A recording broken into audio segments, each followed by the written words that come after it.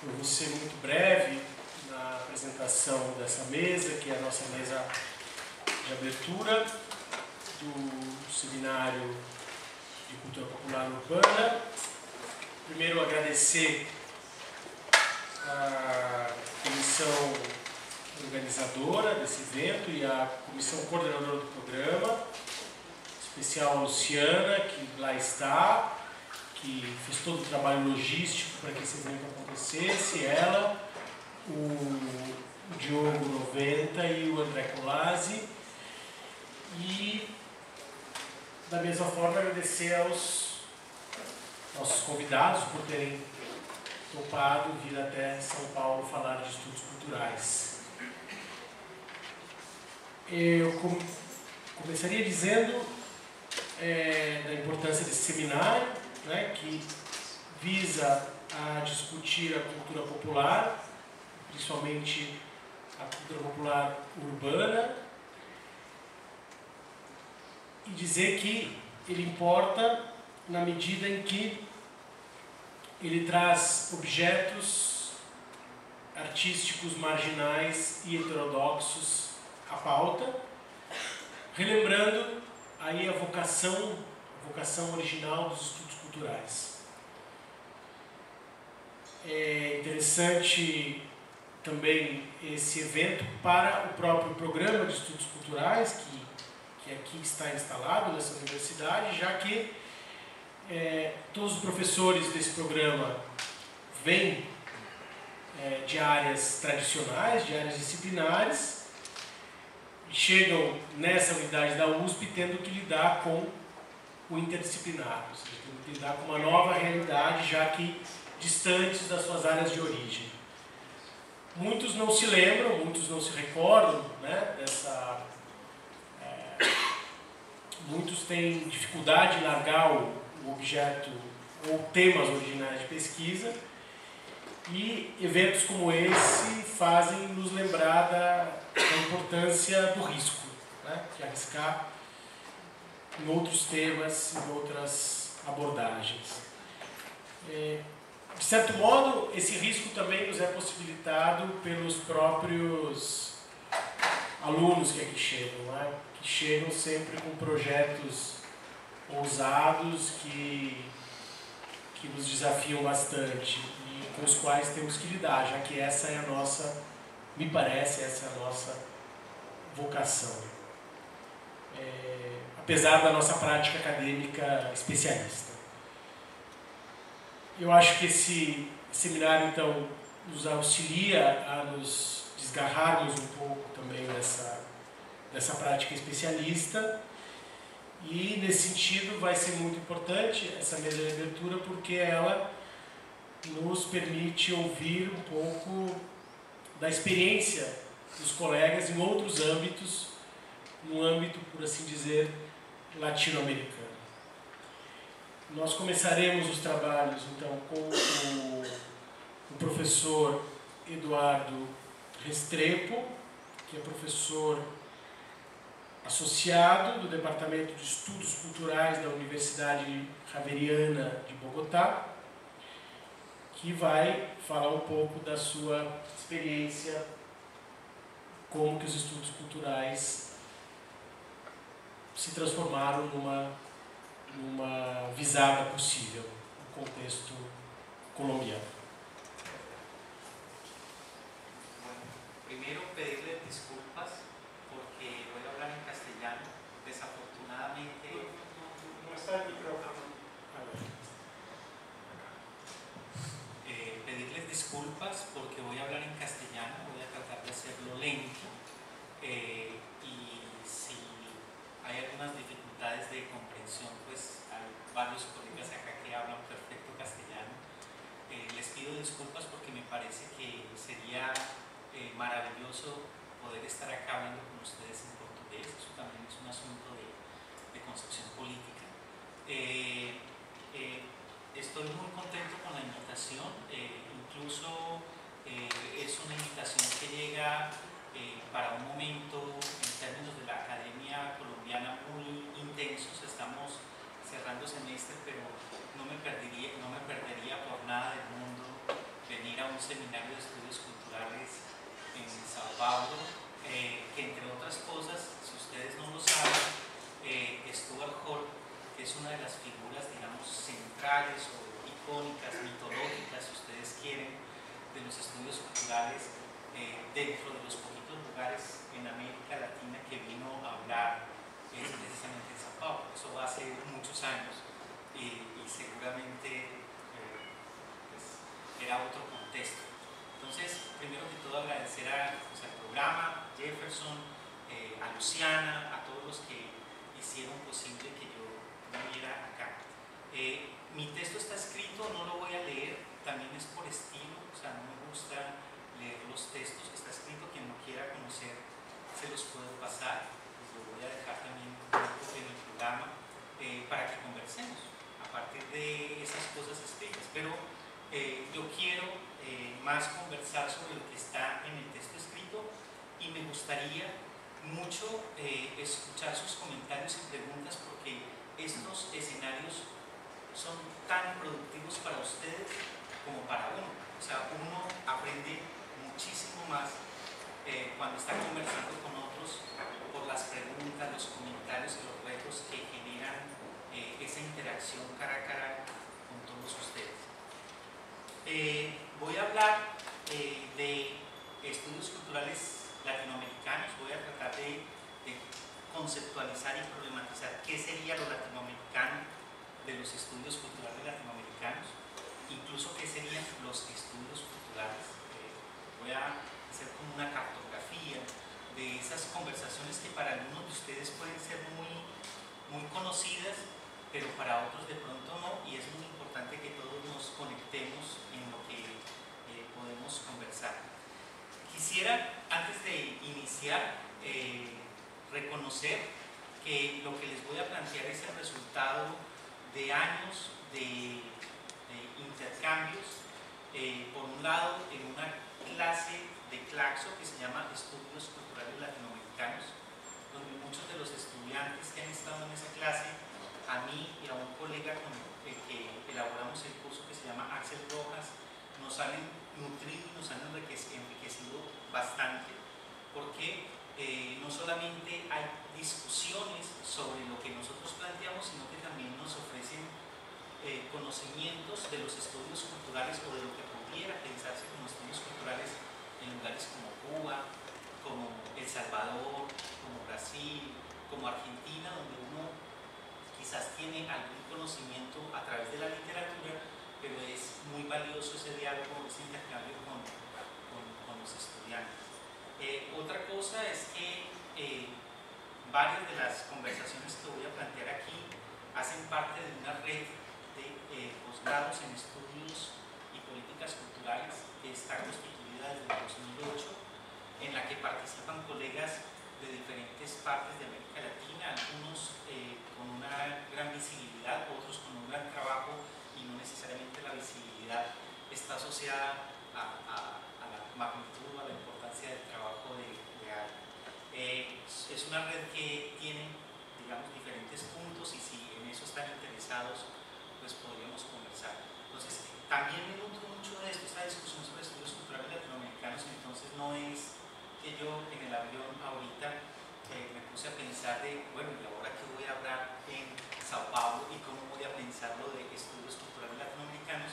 Sino que de verdad es una preocupación auténtica y de hace muchos años, por tratar de entender y por, como ustedes verán más adelante, por descubrir o explorar potencialidades intelectuales y políticas que subyacen, me parecen a mí, al proyecto de los estudios culturales en América Latina. Bueno, con este gran preámbulo, entonces quiero plantear tres distinciones básicas para que hablemos de estudios culturales. Si vamos a hablar de qué es lo latinoamericano de los estudios culturales latinoamericanos, pues es muy importante tener claro a qué nos referimos cuando estamos hablando de estudios culturales.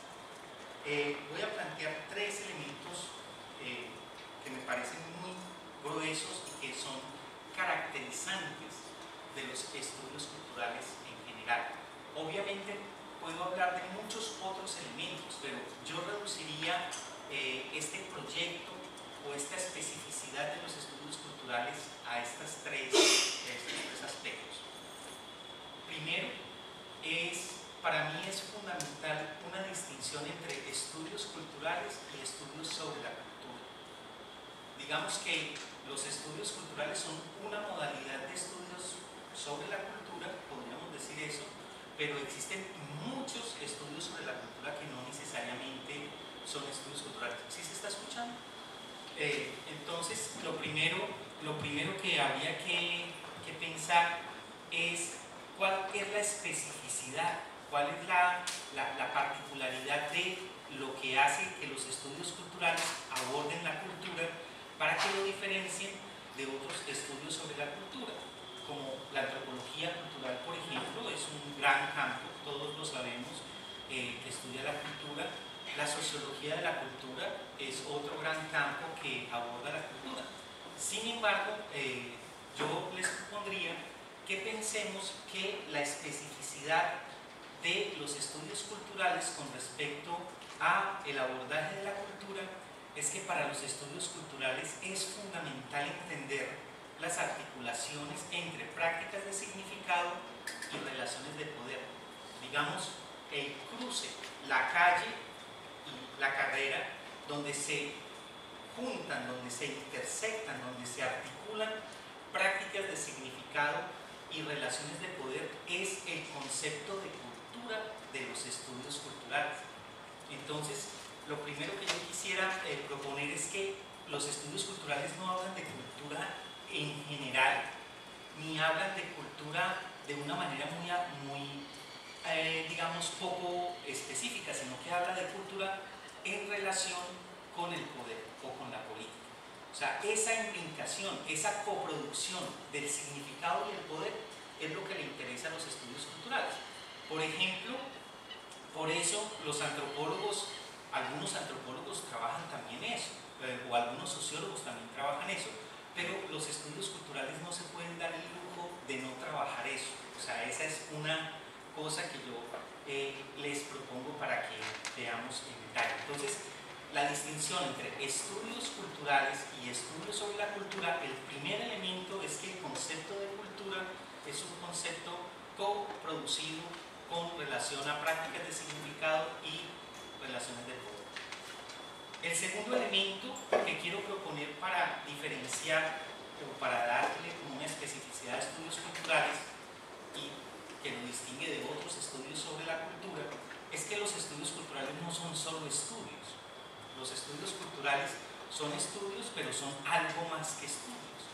O sea, le interesan los estudios, le interesa esa parte, digamos, académica o intelectual, o esa parte de la investigación empírica, pero no se quedan ahí. Y no se quedan ahí porque los estudios culturales se imaginan con una vocación política explícita. O sea, los estudios culturales tendrían como propósito ser un proyecto a la vez intelectual y político. No es un proyecto solo político, no es un proyecto solo intelectual, sino un proyecto que a la vez conjuga lo intelectual y lo político, tratando de hacer o de constituir desde el conocimiento, y además también varios conocimientos, eso es otro aspecto que podemos mirar con más detalle, desde el conocimiento, intervenciones políticas. Entonces, ese es otro aspecto muy importante. El feminismo también es un proyecto intelectual y político. Digamos, la interculturalidad también es un proyecto intelectual y político. No quiero decir que los estudios culturales son el único proyecto intelectual o político, lo único que quiero decir es que es un proyecto particular que articula lo intelectual y lo político y lo hace, y este es mi tercer rasgo, lo hace desde un antirreduccionismo radical. Los estudios culturales son antirreduccionistas, no pueden dejar de serlo, nacieron, por lo menos en la, digamos, en la mitología más convencional de los estudios culturales, nacieron como reacción a varios reduccionismos. El reduccionismo, digamos, económico, el economicismo, de eso que decían que la cultura era simplemente un reflejo de otras cosas que eran más importantes, que era la economía. y también surgieron de la reacción a otro reduccionismo muy fuerte, era de pensar que la cultura era igual a alta cultura. O sea, esos dos, digamos, esas dos reacciones a esos dos reduccionismos constituyen una de las escuelas, o no sé si escuela, pero una de los enfoques, movimientos, perspectivas más interesantes, que es lo que se conoce como Birmingham, Stuart Hall, Williams y otra. Entonces, ese antirreduccionismo es que los estudios culturales son un pensamiento sin garantía, porque el reduccionismo es una garantía en el pensamiento. Cuando tú sabes que en última instancia es lo económico lo que está determinando todo, pues ¿para qué te pones a hacer la tarea si en última ya sabes de entrada qué es lo económico? O si tú sabes de entrada que es el discurso lo que está, porque no solamente existe el reduccionismo, digamos, economicista, sino hay un reduccionismo discursivista, un reduccionismo al texto, el textualismo, ¿cierto? Hay una serie de reduccionismos que son a los que reaccionan los estudios culturales.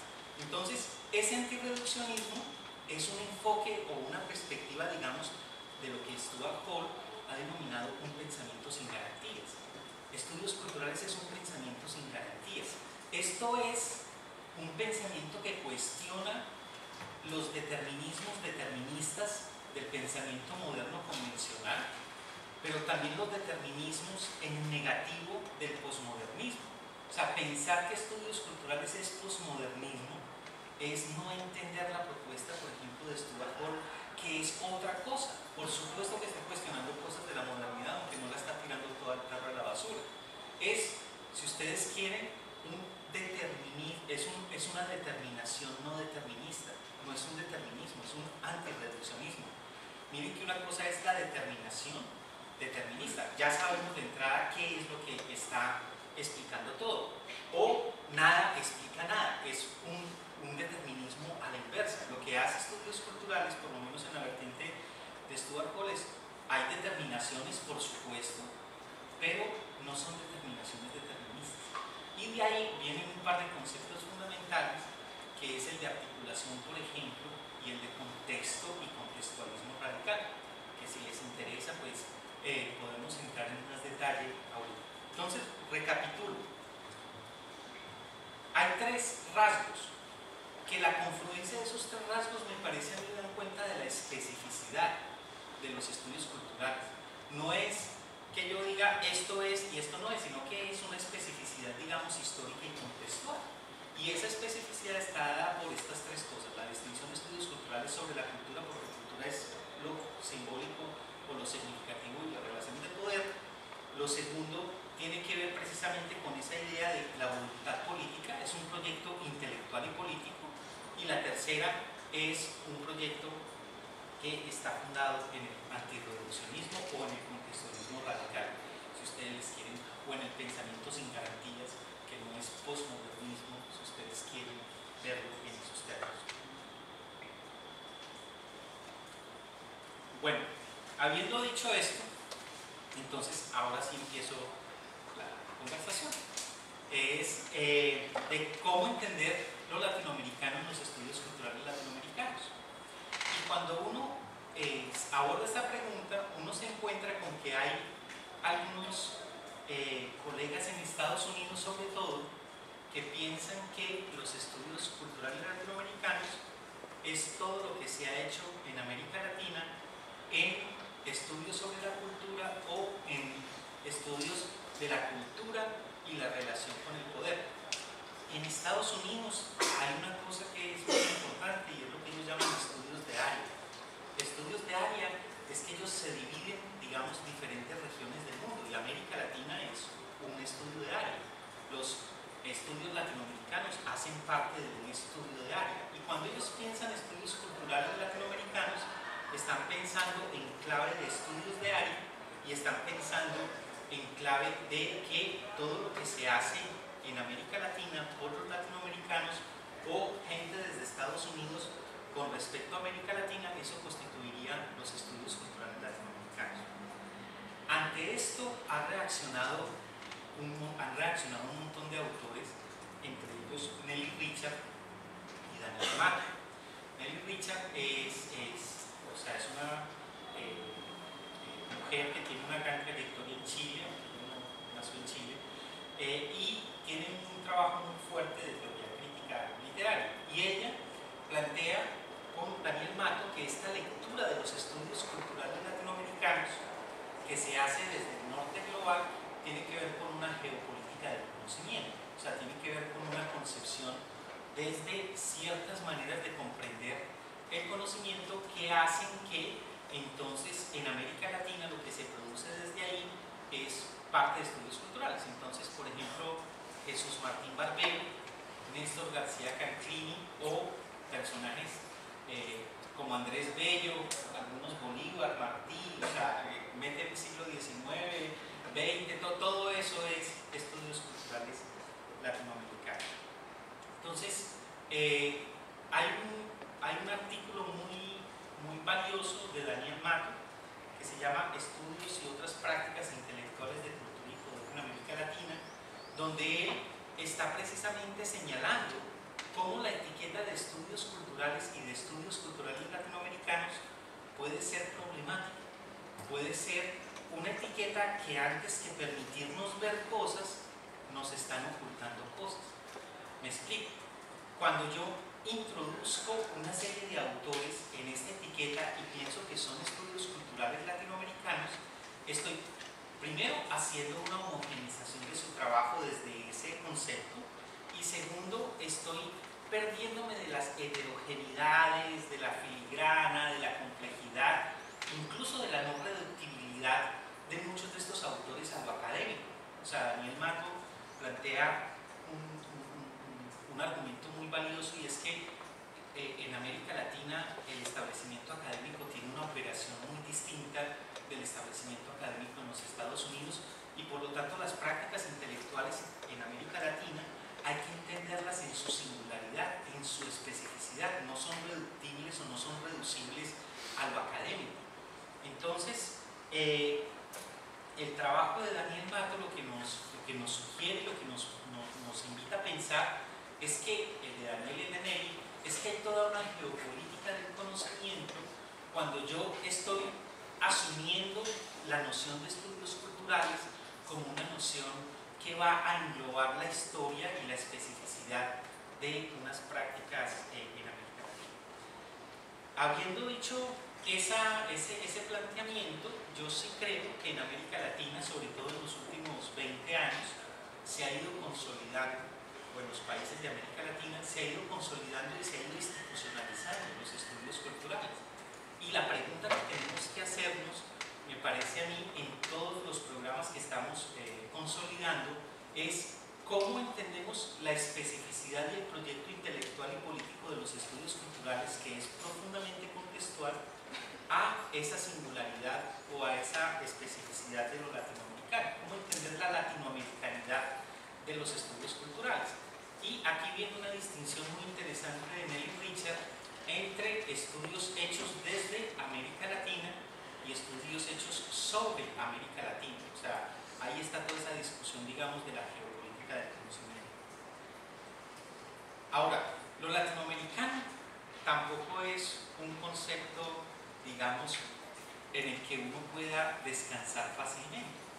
Hay algunos autores que han mostrado cómo lo latinoamericano tiene una historia particular, es un diseño global del siglo XIX asociado a ciertos proyectos de las élites criollas, blancas, mestizas, latinoamericanas, que constituyen ese proyecto en contraposición casi que ontológicamente a los Estados Unidos y a Europa. Por eso, por ejemplo, la figura de Calibán y Ariel, o todo el asunto de nuestra América, que es como una especie, digamos, de interpelación de una singularidad histórico-epistemológica o de lugar de enunciación. Frente a eso, hay trabajos muy interesantes, como el de Santiago Castro Gómez, que se plantea hasta dónde esta idea de lo latinoamericano no hay que entenderlo como un auto-orientalismo, como un orientalismo a los Said, a Edward Said, pues este conocido que plantea a finales de los años 70 que orientalismo es una formación discursiva en una serie de prácticas, de tecnologías de dominio que producen a Oriente como tal y lo producen como ontológicamente distinto de Occidente y por lo tanto produce a Occidente también. Bueno, entonces Santiago Castro se hace esa pregunta en Crítica de la Razón Latinoamericana, hasta dónde Santiago y mucha otra gente, o sea, eso no es simplemente de él, hasta dónde eso de lo latinoamericano no es un lugar seguro en el que podemos reposar o al que podemos interpelar, por lo menos en los términos en que históricamente ha sido constituido. Mi posición con respecto a eso es que el asunto de la latinoamericanidad hay que tomar distancia de estas posiciones chauvinistas o estas posiciones, digamos, de auto-orientalismo y pensarla más como un lugar de enunciación con todas las implicaciones que eso tiene, o sea, un lugar de enunciación no en el sentido simplemente geográfico, sino en el sentido, digamos, epistémico, social y político que implica el hecho de hablar desde un lugar. Y América Latina no es un lugar, son al menos múltiples lugares y quizás lugares que son contradictorios y que se oponen. O sea, el proyecto, digamos, de colombianidad que tiene en la cabeza el presidente Santos en Colombia es distinto del proyecto de colombianidad que puede tener Carlos Rosero, un líder del proceso de colombianidad negra. Entonces, yo creo que es muy importante que no nos cerremos y no romanticemos o no idealicemos la noción de lo latinoamericano, pero tampoco nos vamos al otro extremo de descartar lo latinoamericano, porque lo latinoamericano es un referente que puede ser rearticulado y que de hecho es un escenario, un terreno de múltiples disputas. Bueno, entonces, como a mí me parece que hablar grande y tan generalmente es útil pedagógicamente, pero quizás es algo que nos lleva a perdernos la filigrana de la etnografía y de las cosas mucho más concretas. A mí me gustaría hablarles a ustedes, y creo que para eso fue que me invitaron, y espero no estar abusando mucho de su tiempo, de los estudios culturales en Colombia. Lo que yo diría, los estudios culturales realmente existentes aquí, ahora y entre nosotros. ¿Sí? Porque cuando yo les digo, por ejemplo, que los estudios culturales tienen estas tres características, yo estoy pensando en el proyecto de los estudios culturales.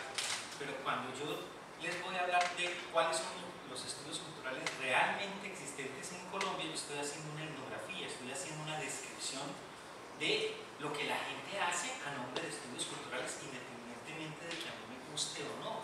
¿Sí? Y además tienen todo el derecho de hacerlo, ¿sí? Porque yo creo que el lugar no es el del policía, de que uno se para por allá arriba a pontificar de que es esto y es esto otro, pero tampoco es el lugar de que cualquier cosa va, porque estudios culturales es una cosa donde caben muchas cosas, pero precisamente porque caben muchas cosas, no cualquier cosa cabe. Precisamente una que niegue que quepan muchas cosas no va por definición. Entonces son plurales, pero no son relativismo liberal, ingenuo, nada de esas cosas. Bueno, entonces voy a hablarles de Colombia. ¿Cómo se llama? Voy a sintetizar y desde las preguntas podemos conversar mucho más. Miren, en Colombia, en Bogotá, solo en Bogotá hay 3 maestrías en estudios culturales y están en las universidades, digamos, más visibles en el escenario intelectual o académico en Colombia. Están en la Universidad Nacional, que es una universidad pública, que es la universidad realmente, o sea, es como el referente de universidad. Están en la Universidad de los Andes, que es una universidad profundamente de élite, o sea, es donde estudia la élite y donde además asumen una concepción elitista del conocimiento y de la academia y de lo intelectual. Y está en la Universidad Javeriana, que es donde yo trabajo, que es con curas, imagínense, con jesuitas para acabar de gustar. Entonces, de entrada, esa institución una sola ciudad, para no hablar de otras maestrías que tienen otros nombres, pero que están muy sintonizadas con el asunto de estudios culturales, es una cosa que es importante tener en consideración para contrastar. Porque, por ejemplo, en Colombia la etiqueta de estudios culturales no genera escozor, en Argentina sí, tiene significados distintos. Lo que puede significar estudios culturales hoy en Argentina a lo que puede significar estudios culturales hoy en Colombia. Y construir un programa de maestría en Colombia es viable en esos términos. En Argentina hay que tramitar otra serie de impases, y aquí en Brasil, por lo que yo he visto, también hay otra serie de cosas que podemos conversar en detalle. Entonces son tres programas en universidades centrales, tres programas en un país profundamente centralista. O sea, Colombia es un país donde Bogotá es la capital y punto, donde los recursos, donde una serie de cosas circulan por ahí. Bueno, voy a mencionar las cuatro grandes tendencias de estudios culturales que yo veo en esas maestrías, de los estudios culturales realmente existentes. Y dejo ahí para que los otros colegas puedan intervenir y de pronto más tarde pues conversamos más.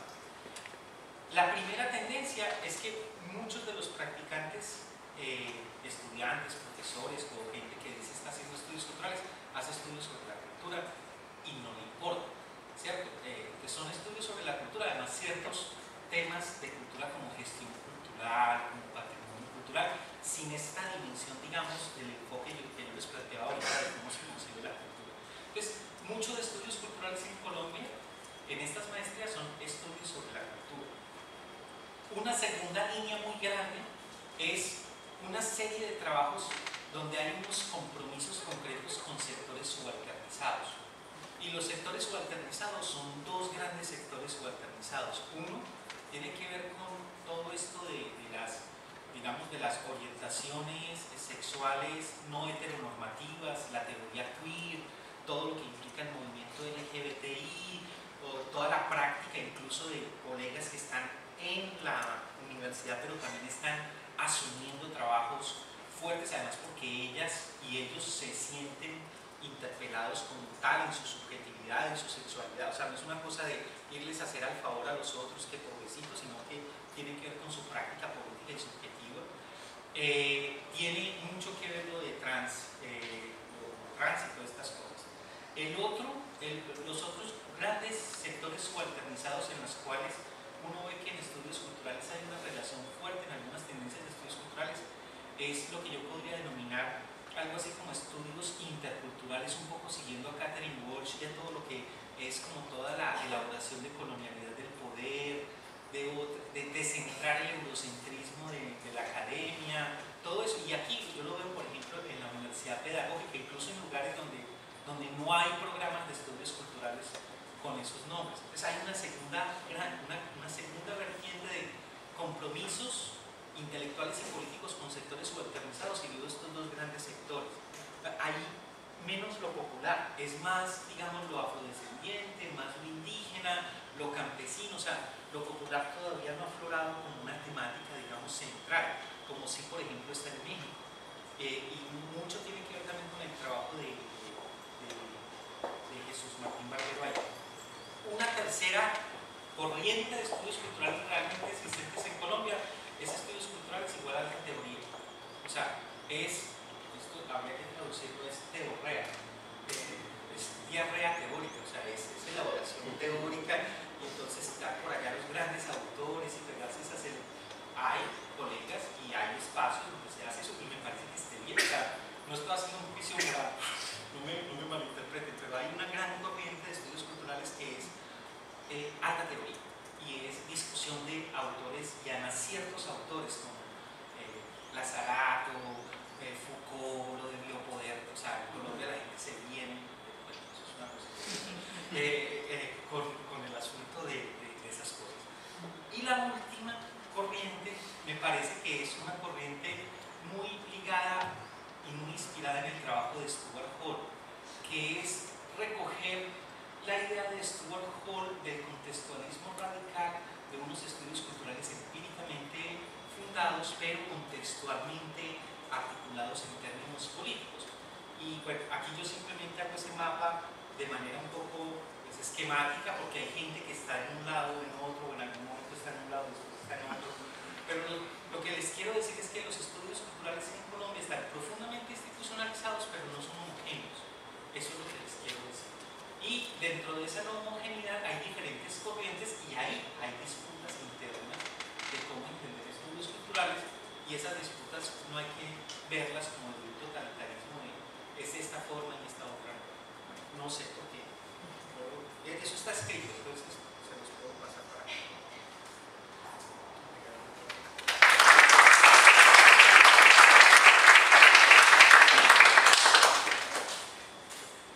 Obrigado. E eu acho que a gente deixa as perguntas para o final. Então, guardem suas anotações. E eu vou apresentar então a professora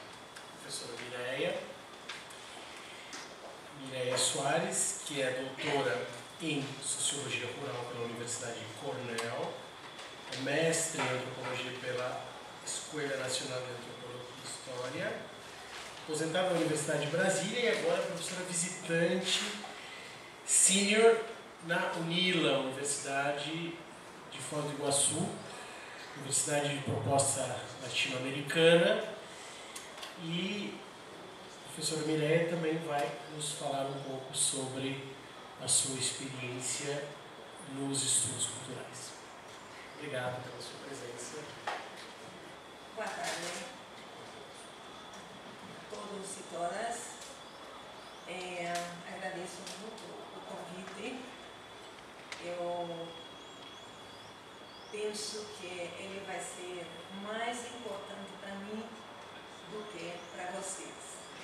Eu estou nesse momento tentando criar um programa de estudos culturais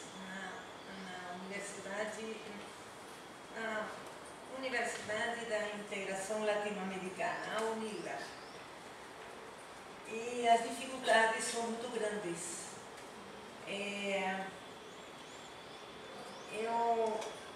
Quer dizer, por um lado, há dificuldades imensas. Sobre isso, acho que a gente poderia conversar depois, porque, por outro lado, é o lugar ideal para se criarem estudos culturais. A universidade tem uma missão latino-americanista.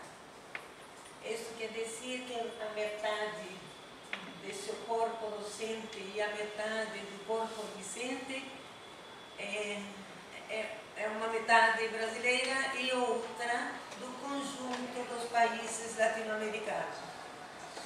Realizar isso tem sido uma tarefa agotante para nosso reitor. Simplesmente trata-se de um movimento muito dificultoso e que, conforme eu vejo, não sei se o reitor em algum momento viu assim, conforme eu vejo, é exatamente algo que caracterizaria os estudos culturais se levados, vamos dizer, levada essa ideia até suas últimas consequências. Porque isso cria uma convivência intercultural muito forte, de modo a criar trabalhos interdisciplinares. A pesquisa na UNILA é obrigatoriamente interdisciplinar. Pessoal, eu estou falando a vocês de uma universidade que vai fazer 2 anos agora em março. Então, eu estou falando daquilo que eu estou vendo como possibilidades. A pesquisa interdisciplinar é favorecida, sim, por uma estrutura que carece de departamentos. Não existem departamentos. Quando eu cheguei, me senti perdida. Eu estava à procura de minha identidade. É assim, gente. E olha a idade que tenho para não ser inocente, não é? E de repente fiquei pensando, mas se eu vim aqui por isso e agora não estou conseguindo. É só apenas para mostrar a vocês de minha própria experiência, que não é só minha, é de vários professores da UNILA, essa característica, talvez de onde vem a rejeição. Né? A gente está acostumado ao departamento. O departamento te dá identidade. Isso é extremamente forte. Eu acredito que o Jorge também se referirá a isso, então vou passar rapidamente. Você ter a identidade de seu departamento significa você portar a identidade disciplinar e tentar quebrar isto não é uma questão de propósito só, é porque algo tem que ser quebrado também no pensamento, e acho que de aí a grande dificuldade com que a gente se depara.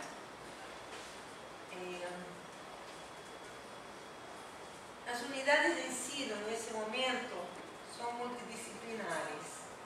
Há pessoas que chamam as unidades de ensino são grupos da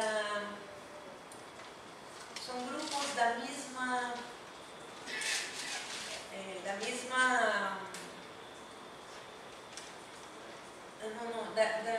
do mesmo ramo acadêmico amplo. Então, podem haver historiadores e antropólogos. Elas realizam um estudo de caráter, eu diria, multidisciplinar, porque o professor de história ensina história, a professora de antropologia ensina antropologia.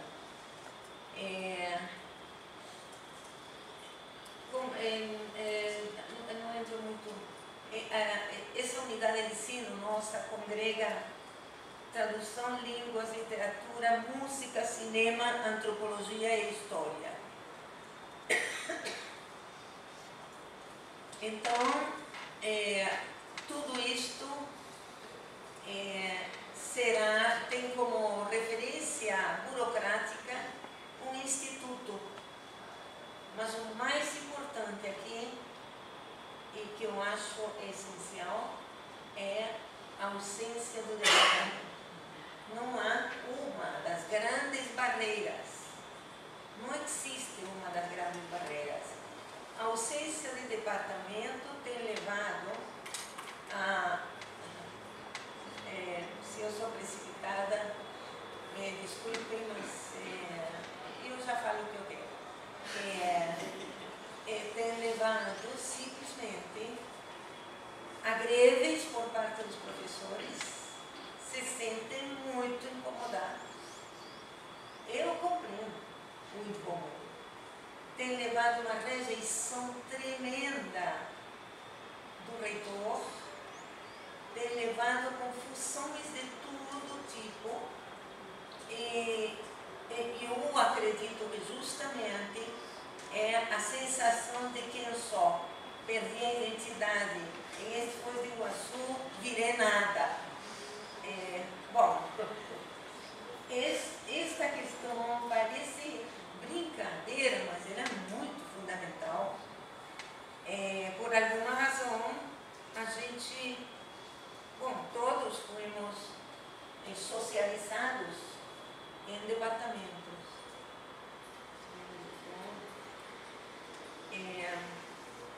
Então, a prática do ensino é de fato multidisciplinar.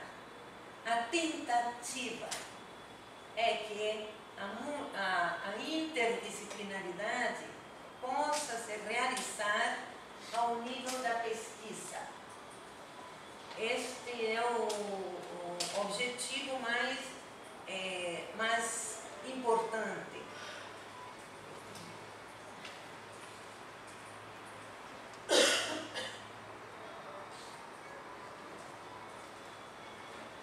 Isso aqui é meio insistindo.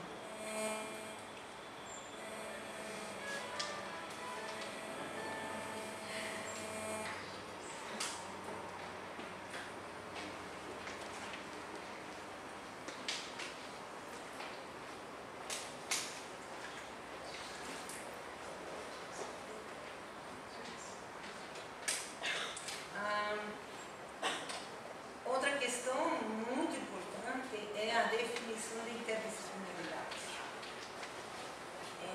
Eu acredito os estudos culturais em todas partes me parecem ser interdisciplinaridade. Partindo de uma definição mais ou menos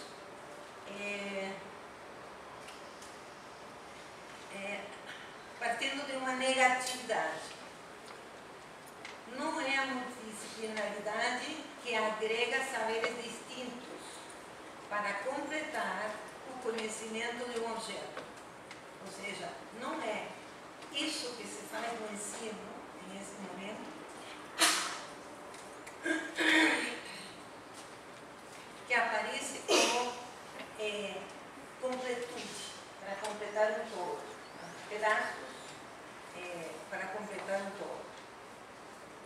Interdisciplinaridade seria a conexão de diversas práticas disciplinares para entender a complexidade, se não a totalidade. Isso já é muito mais. Dos grandes temas, problemas postos pela história e a natureza. A noção de conexão de diversas práticas disciplinares, acredito que nós temos que desenvolver mais. Que é isso? Sim, para nós não é a conjunção, é a conexão. Não se quer juntar coisas, se quer conectar. Até o momento é por aí que estamos indo. Alguns de nós, eu falo como se isso fosse de interesse de todo mundo, quando não é mesmo.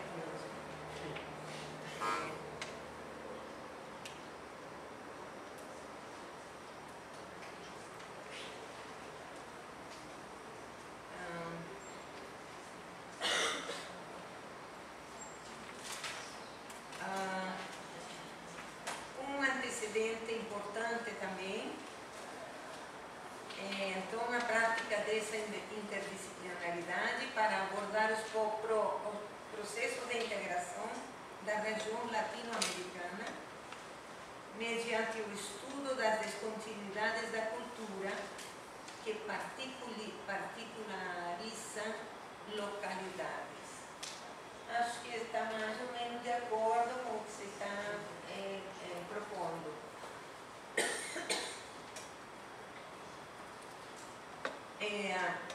Se pensamos, talvez a diferença entre nós dois, você pensa, interessante, você pensa a América Latina mais em termos de enunciação.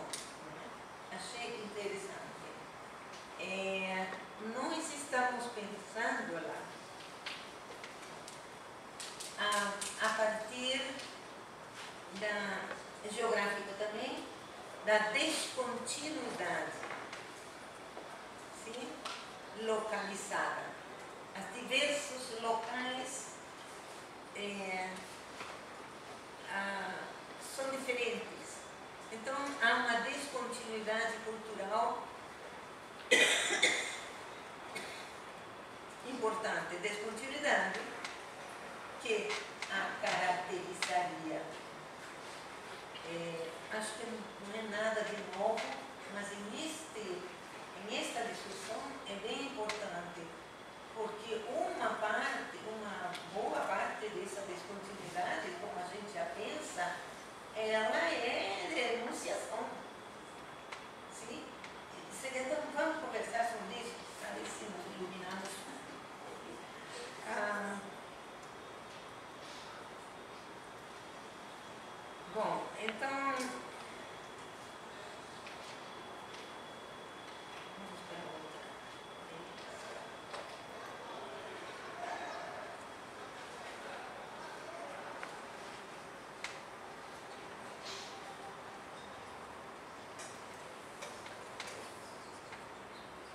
a universidade se chama Universidade Federal da Integração Latino-Americana, a gente enfrenta esta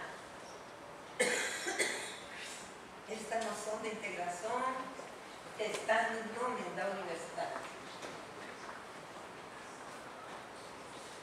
A gente lhe fez uma crítica no sentido de que o significado do termo integração se refere ao processo de tornar inteiro o que é fragmentado, ou de construir a partir de muitos. Sociologicamente, o termo se insere na reflexão teórica funcionalista relativa à ordem social e no tema problema cívico da contradição entre a liberdade e a ordem. Sim? A ideia desse todo harmonioso continua tão forte que até uma universidade criada nesta década leva esse nome. Então a gente tem que trabalhar muito essa noção de integração, porque há que redefinir-la. Aí é uma tentativa. Não sei como.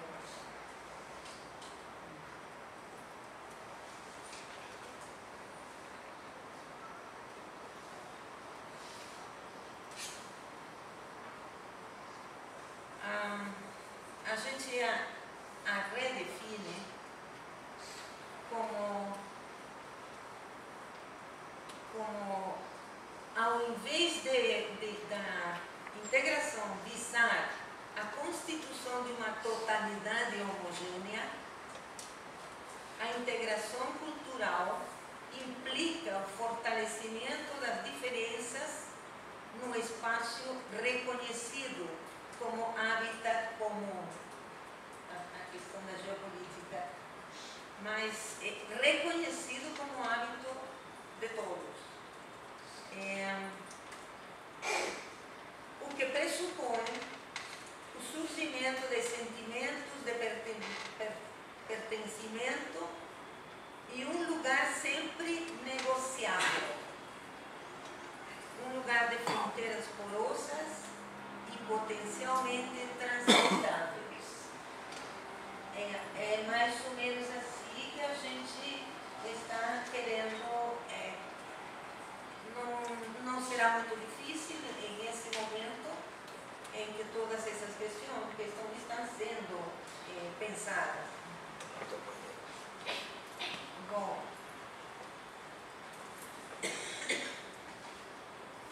vamos passar aos objetivos, que são muito práticos.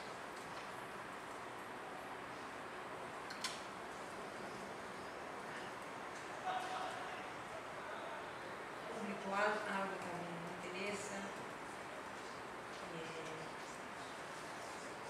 Sim.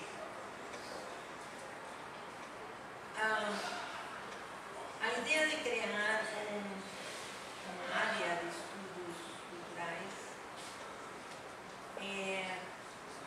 se afirma principalmente por causa da noção de interdisciplinaridade. Nós temos que ter cursos interdisciplinares. Como as ciências sociais, de maneira geral, as artes um pouco menos, mas também são disciplinares e formam disciplinarmente, está muito difícil ensinar interdisciplinarmente.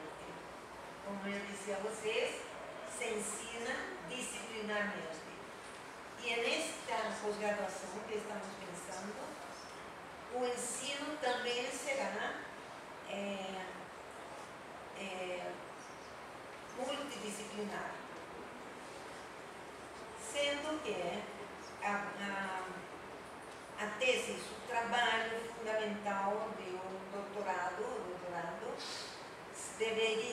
deve ser obrigatoriamente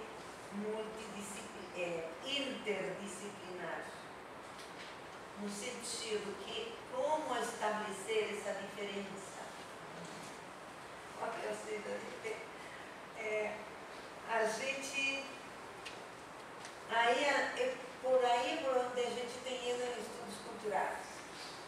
Como estabelecer a diferença? Só poderíamos fazê-lo se nos pautamos nos estudos culturais. Por quê? Porque eles são uma tradição intelectual, fundamental para o doutorado, uma tradição intelectual que quebrou sistematicamente a disciplinaridade. É uma questão de tratar o objeto, de tratar de colocar-se na mesa para pensar quais são os saberes que este objeto meu, ele traz para eu definir, para eu definir obedecer. Ou seja, isto seria uma propriedade do próprio objeto. O objeto de estudo, nele estaria aqueles saberes que são necessários.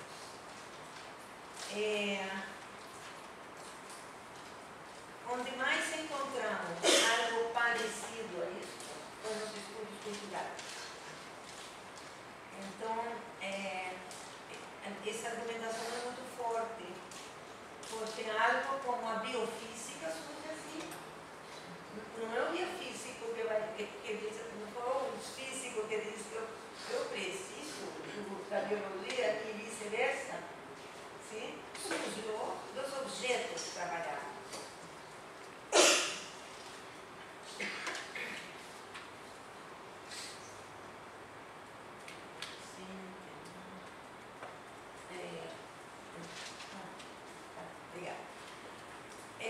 Fazer isso é uma grande empreitada. A gente juntaria 5 áreas disciplinares, dentro das quais o ensino seria multi e a pesquisa interdisciplinar, como já disse. Em um lugar como Foz do Iguaçu, a gente não conta com a possibilidade de ter os melhores. Então, o que temos pensado é uma rede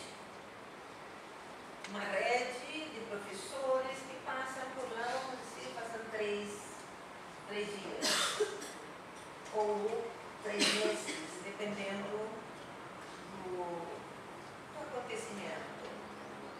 Até o momento, quem encabeça a rede é Jorge. Mas eu gostaria muito de ouvir outros candidatos. De modo que os professores da casa poderão ser incorporados lentamente, na medida que eles ajudem estes visitantes permanentes,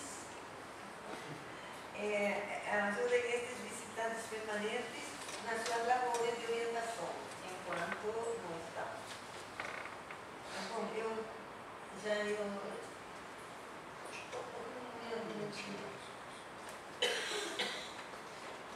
então,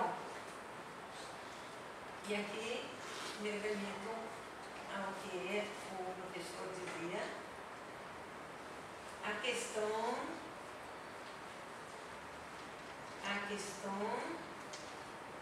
é crítica, mas não é uma questão de crítica, sabe, porque eu gostei ou desgostei de alguma coisa. Tem muita gente que procura estudos culturais, acha que é uma coisa muito simples, né? É só isso. Exercitar,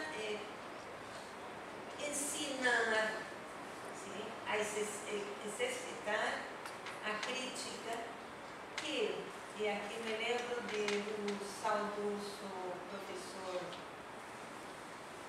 Roberto Cardoso, que tinha uma expressão maravilhosa, que é estranhamento. Eu acho que às vezes que a crítica é um termo muito pesado. E por último, não diz tanto como aquele de estranhamento.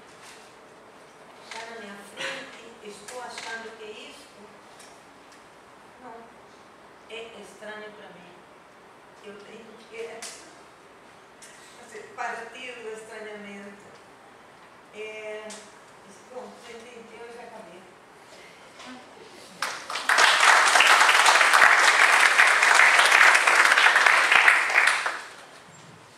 Muito obrigado, professora Mireia.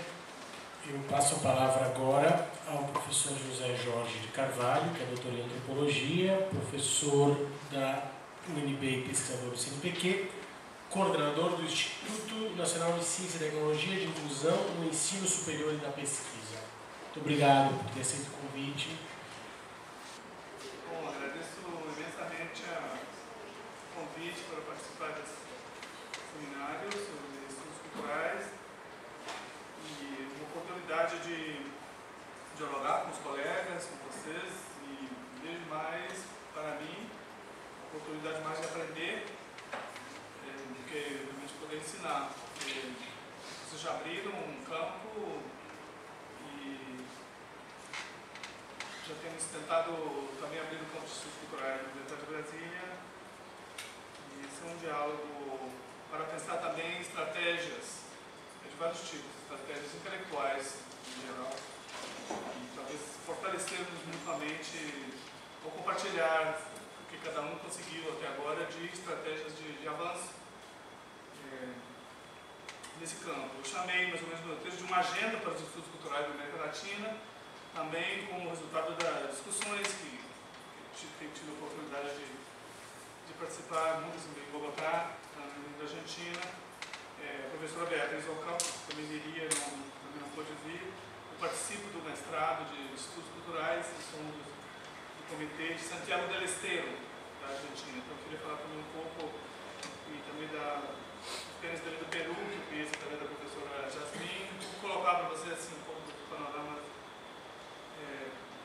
até onde tenho acompanhado. Eu penso que o central fala da forma talvez meio confusa, um pouco colocando a experiência que adquiri na tentativa, na verdade, de sair de alguma das armadilhas que Mireia coloca na questão do fechamento disciplinar. É colocar-se na situação de desafiado, de ser desafiado. Para mim, os estudos culturais, porque é o campo que mais me atrai por ser uma plataforma de inovação. É uma maneira estratégica de estar dentro da universidade e trazer o que foi reprimido, trazer o que foi silenciado, trazer o que foi censurado, trazer o que foi ignorado, trazer o que foi desconhecido e, às vezes, trazer inclusive o que foi repelido conscientemente, em muitos casos. A formação das disciplinas não é apenas um fechamento, na verdade, a formação das disciplinas é uma rejeição. As disciplinas se formam também por rejeitar conteúdos, não somente por fechar conteúdos. Essa parte rejeitada por várias das disciplinas, que na verdade é o que a gente procura reintroduzir, as dificuldades muitas aparecem por aí. Então, faço um pequeno resumo no primeiro momento, a inspiração que temos de Birmingham, o que inspira para mim ainda da experiência que acabou, né? Que eu acho que Os que formaram os estudos culturais em Birmingham, eles fizeram o que era urgente de ser feito naquele momento. A inspiração para mim é pensar o que é urgente para ser feito agora. Então, em vários campos, eles fizeram como se fosse trazer o sombra, aquele que tinha sido colocado na sombra, e trazer de novo para a integração. No caso do Hogarth com a literatura, aquilo que era o rejeito, que tinha sido rejeitado ao formar os cursos de literatura, Hogarth reintroduz desse tipo, que foi jogado para fora. Mas no Williams faz a mesma coisa também com a classe.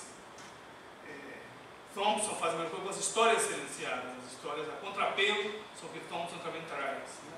A história justamente da classe que tinha supostamente mais sofrido com a formação do país poderoso que foi a Inglaterra, com a Revolução Industrial, justamente aquela história que tinha sido então deixada de lado, bem reprimida no momento que ele traz essa história.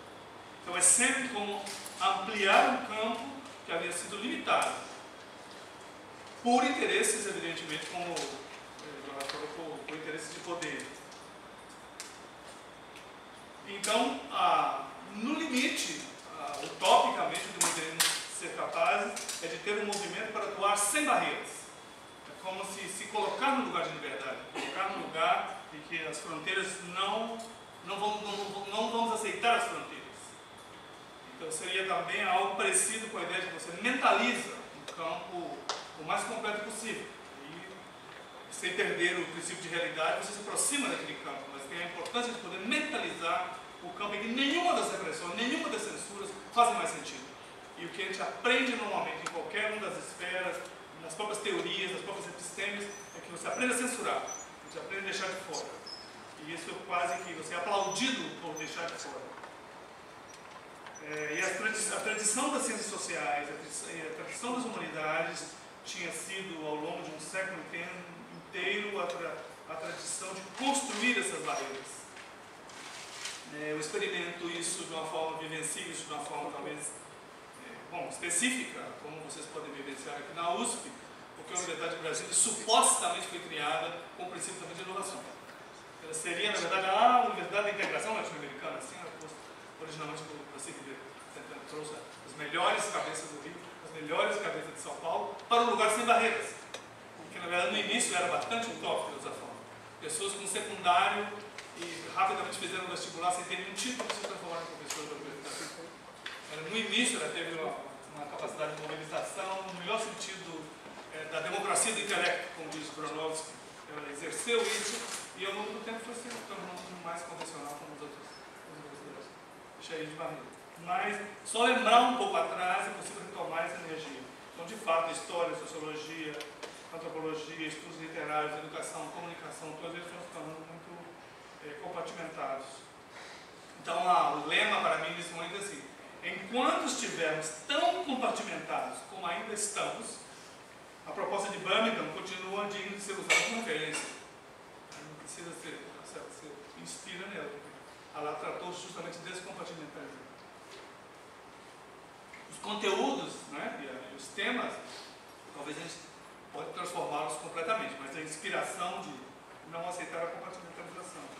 E reconstruir, no caso aí também, as humanidades e as ciências sociais, talvez com desafios ainda, que vocês já estão percebendo que o Pablo me disse, alguns deles vocês até colocam, porque como diz Wallerstein, né, naquelas incertezas, ele coloca Wallerstein, ele coloca como duas, ao falar da crise das ciências sociais e das humanidades, ele coloca como duas disciplinas, no qual ele vê o potencial de romper a clássica barreira das chamadas duas culturas de C.P. Snow, né, no mundo das exatas e no mundo das humanidades. A longa discussão seria para ele a teoria da complexidade dos estudos culturais. Seriam capazes de ter essa abertura para romper, saltar essa barreira das chamadas duas culturas. Você me disse que tem um professor de matemática babilônica aqui, não é? Isso é maravilhoso, que é um exemplo quando é possível ter um pensamento transdisciplinar e interdisciplinar inteiramente. Então, um dos lemas para mim seria equivalente, digamos, a trazer aquilo que foi silenciado, aquilo que foi reprimido, aquilo que foi censurado, aquilo que foi rejeitado, os saberes nossos, os saberes silenciados da nossa região, da nossa parte do mundo. É o momento de trazê-los. Os estudos culturais é o momento de trazer todos os saberes. Porque a metáfora principal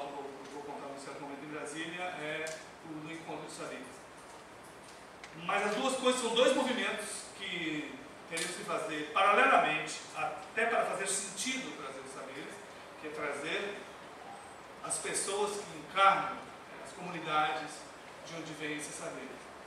Que aí é um dilema muito complicado para nós, porque é um dilema de intervenção, como disse Eduardo, um dilema político, que não pode ser deixado de lado, que é diferente talvez da sua origem, porque a Inglaterra é um país talvez de diferença de classe, mas não era necessariamente nos anos 60 um país que podia chamar de multirracial, multiétnico tão fortemente como o Brasil é, ou França, ou qualquer outro país. Então, o primeiro desafio para nós é que nas nossas universidades e no nosso curso se pareça a um país multiétnico e multirracial. O primeiro desafio para mim ainda está no horizonte resolver essa questão. E talvez o que Harvard, que é também envolvido, Thompson e Williams na educação de adultos, né, na Workers Education Association, né, era uma militância de uma para mim, o equivalente disso para nós aqui é a luta pelas cotas. Então, estou vendo que está os representantes dos estudantes do DCE também nessas cotas. Né? E cotas para negros, não cotas para a escola pública. Né? Sem enfrentar o racismo acadêmico que nos constituiu. Né? Então, se os estudos culturais vão ter essa capacidade de refletir sobre o racismo, é porque estão também atuando na luta antirracista. Não faz sentido você estudar, né, a representação em relação ao racismo e poder e se ausentar da luta antirracista.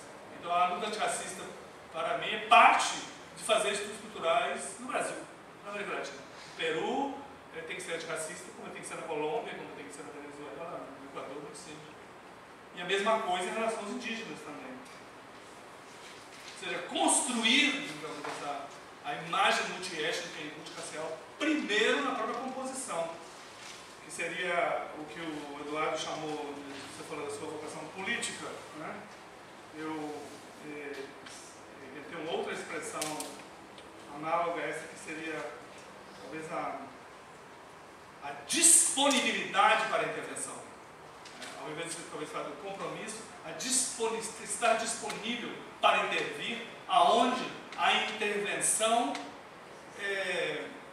tem uma afinidade ética com a transformação epistêmica que você propõe.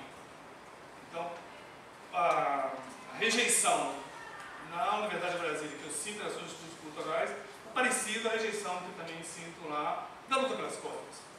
Ou seja, deixar fora os negros das universidades é deixar fora também a interdisciplinaridade dos saberes silenciados. Deixar fora os indígenas é deixar fora também os saberes da ética indígena, também do lado de fora, a espiritualidade indígena.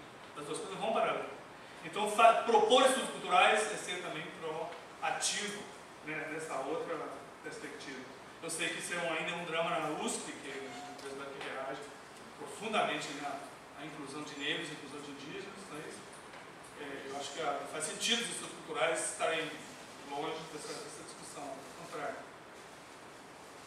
Até a figura de Stuart Hall, até porque esse é um problema aqui na sua origem já foi resolvido.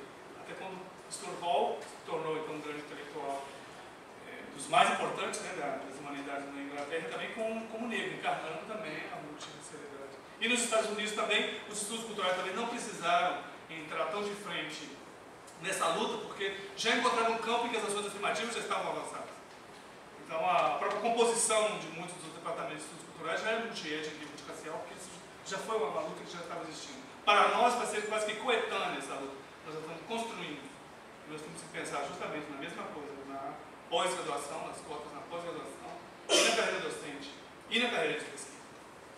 Assim, paralelo à intervenção intelectual, epistêmica, porque disso se trata. Na verdade, seria, então, nesse primeiro, juntando os dois pontos, eles devem inovar epistemologicamente e inovar também da maneira como uma reforma institucional, uma reforma da universidade se apresenta. Que seria, então, para mim, que eu chamaria de uma repolitização. Seria uma das nossas repolitizações, tem que ver muito com a composição segregada, racial e etnicamente, que nos conforma. É um discurso, isso que eu estou dizendo, precisaríamos de mais tempo para argumentar, assim, para encontrar as ferramentas teóricas e conceituais para unir esses dois pontos, mas eu creio que é possível fazer. E isso já seria uma tarefa muito específica nossa, dos estudos culturais aqui. Não é algo que que sabe que tem sido feito na Inglaterra, ou que tem feito nos Estados Unidos, que tem sido na Austrália, porque não é um problema. Mas para nós isso é um problema, ainda é um problema. Você pode ter um lugar de estudos culturais no Peru, como tem, e pode ter outros países, na verdade são mesmo grupos de brancos segregados que estariam na sociologia, na antropologia, na história, na filosofia, para os departamentos. Para mim não faz muito sentido. Os saberes é a segunda parte, que é muito importante aí, que seria colocar os saberes. Também a luta anti-eurocêntrica, contra, não contra o eurocentrismo, contra o euroexclusivismo. Um pouco diferente. Eurocêntrico nós seremos, não tem razão nenhuma para ser. Para não ser. Todo o grande conhecimento que veio da Europa também você pode centrar-se nele. Mas você pode ser africanocêntrico, simultaneamente. E pode ser indígenocêntrico, simultaneamente. Você pode ser povos tradicionais cêntricos, simultaneamente. É aumentar o número dos centrismos. Não é só, que não seja exclusivismo, como também não seria o caso de uma universidade, de um dos estudos culturais, que ele fosse exclusivamente indiano-cêntrico e apenas afrocêntrico, e também já não seria estudo cultural nesse sentido. Ele também fazendo a mesma coisa, excluindo o que antes se integrar. Fazer então esse giro, essa virada de passar do eurocentrismo, que se transformou em euroexclusivismo, para os outros. Tem outra tarefa que também tem partes teóricas, todas essas como se fosse de maneira muito confusa, estou falando, perdão a maneira confusa que estou falando, mas toda essa, como se fosse essa agenda, ela tem simultaneamente um desafio teórico e ela tem um desafio de intervenção. Intervir também é conceituar, intervir é pensar estratégicas, é pensar plataformas, gerar, criar bandeiras, slogans, expressões, também é parte do trabalho conceitual. Eu trabalho cognitivo também, a intervenção também é trabalho cognitivo, como, por outro lado, a racionalização mais abstrata. Então as duas coisas são necessárias. E nesse ponto, no caso nosso, até porque está Eduardo aqui na mesa, nós temos que ser bilíngues para começar. Né? Então, um dos arranjos institucionais fundamentais é que deixamos de ser monolíngues. Os nossos cursos não podem ser de língua portuguesa apenas. Tem que ser para começar, para falar com os vizinhos. A matéria que eu dou de estudos culturais em Brasília, ela é bilíngue. Os alunos da graduação sabem que a matéria terá que ser bilíngue. A Unidos agora já é trilíngue, não é isso? Ela tem Guarani também, né? Começa a ter Guarani. Já tem disciplinas e se está pensando em incluí-la como a terceira língua. Sim, que é um avanço extraordinário. Aqui nós estamos no terreno Guarani, não estamos? Você queira tudo de Guarani, né? E deveria também ser o lugar de fala Guarani. Quando o Guilherme me convidou só para dar um ciclo de conferência na Unila, né? Coloquei como condição que uma pajé Guarani que eu conheço, uma grande intelectual e líder espiritual e artesã Guarani, Maria Luísa Duarte Medina, que ela me desse uma conferência porque o Unila foi feito em cima de território Guarani. Como é que vai construir uma universidade sem nada do horizonte espiritual, intelectual, ético dos povos que estavam ali? Então a Maria Luísa também deu uma conferência nisso. E eu fiquei feliz de saber que a Guarani é uma língua que vai entrar na universidade. Já está em pauta para o Conselho Universitário, que deverá se conformar ainda esse ano. O Guarani, né? O Guarani.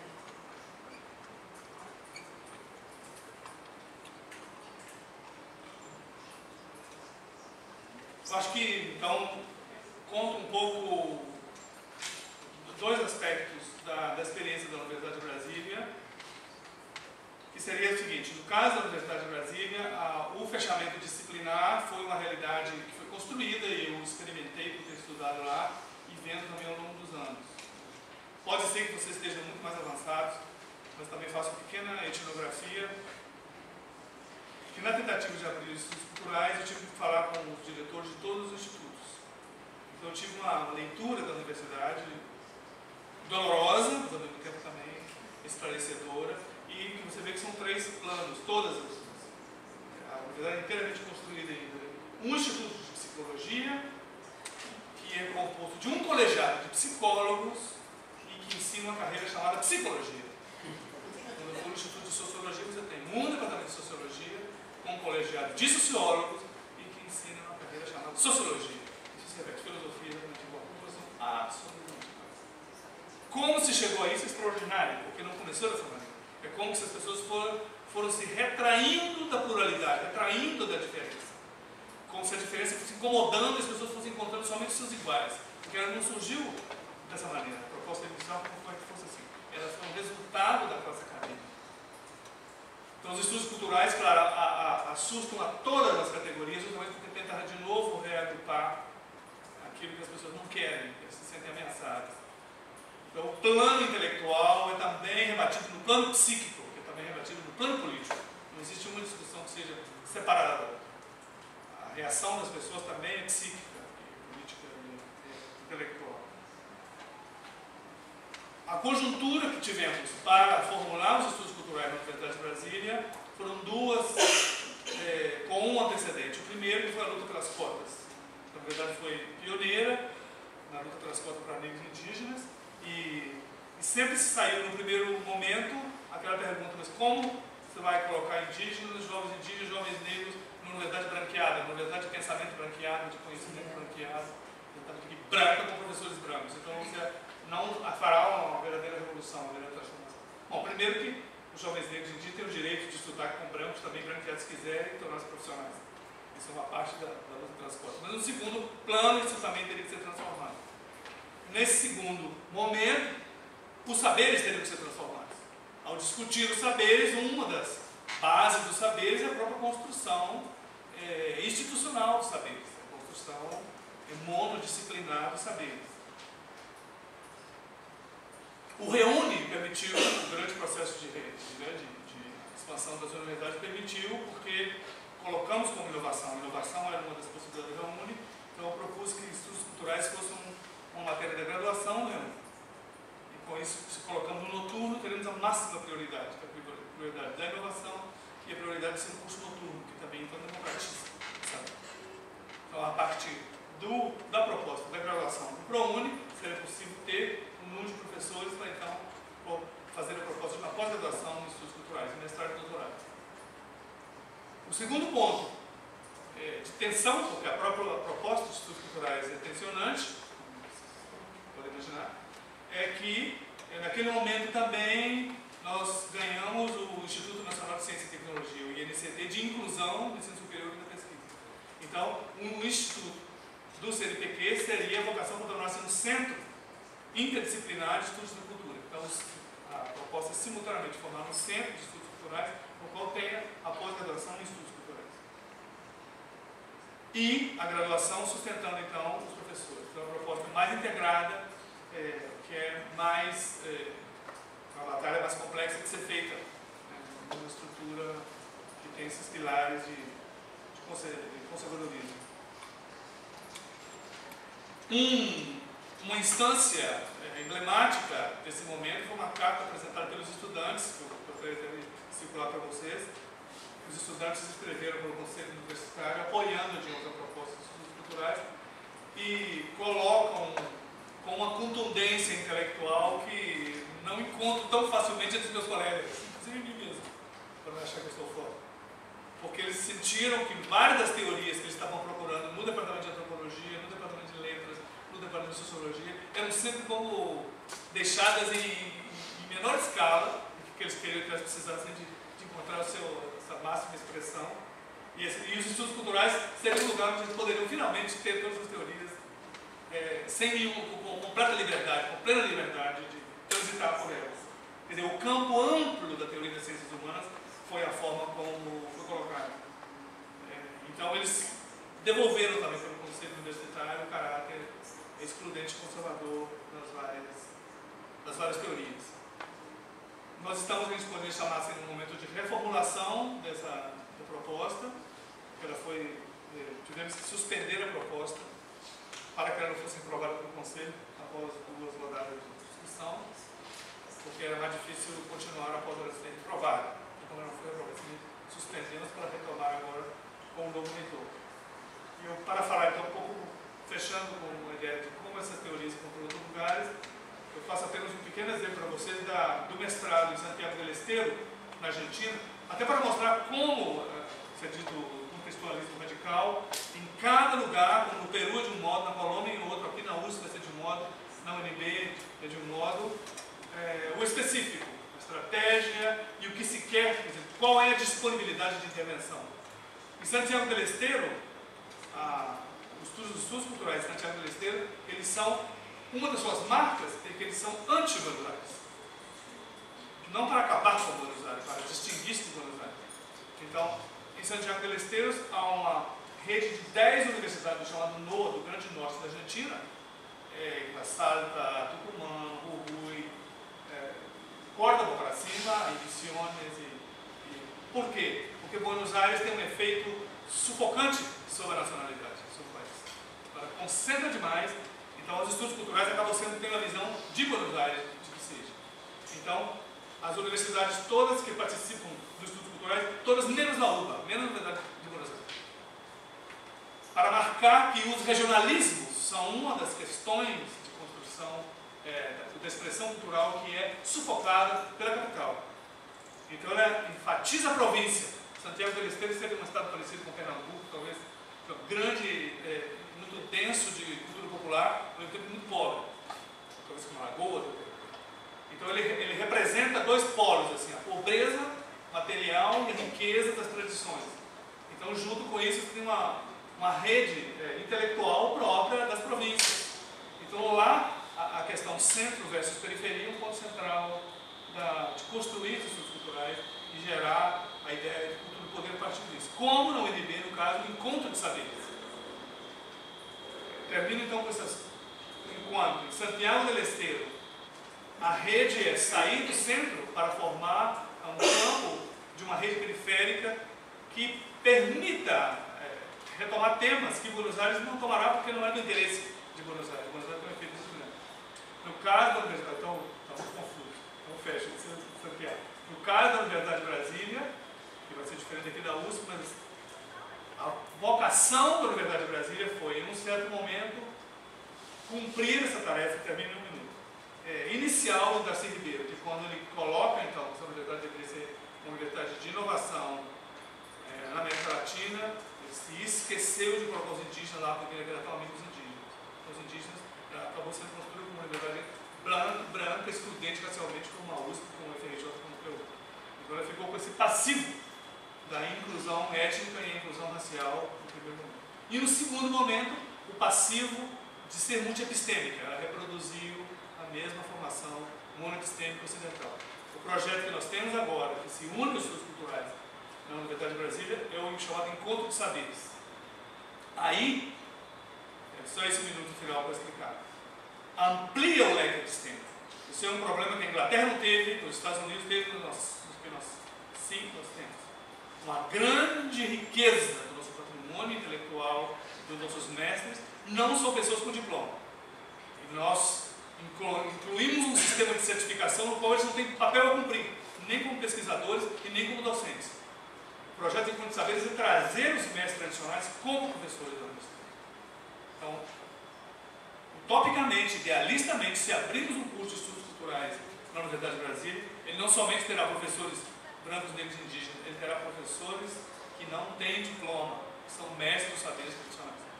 Então, esse desafio epistêmico, o desafio da integração étnica e racial, para mim, é o desafio dos estudos culturais, tal como pretende desenvolver nesse momento.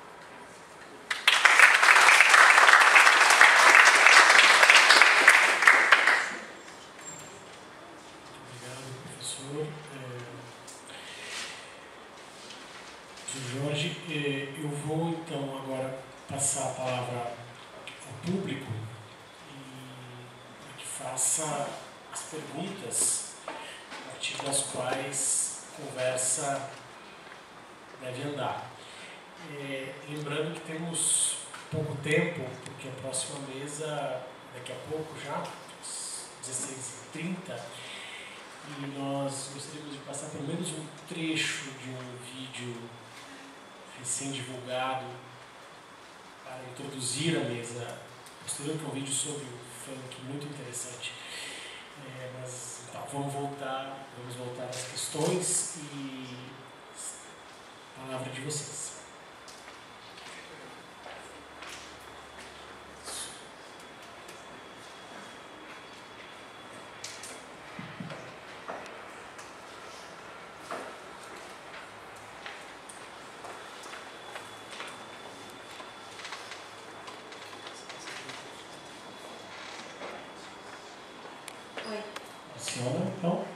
para ouvir? Tá dando para ouvir.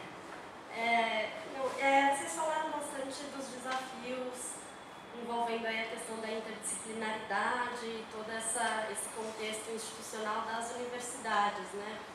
Eu queria ouvir um pouco mais sobre um outro traço distintivo dos estudos culturais, como o Eduardo colocou, que é essa perspectiva de intervenção política das pesquisas e daquilo que é desenvolvido dentro desse projeto, né? E aí, pensando nisso, quer dizer, o José Jorge falou um pouco de intervenções dentro da universidade, como transformar a própria universidade a partir desses outros saberes, enfim.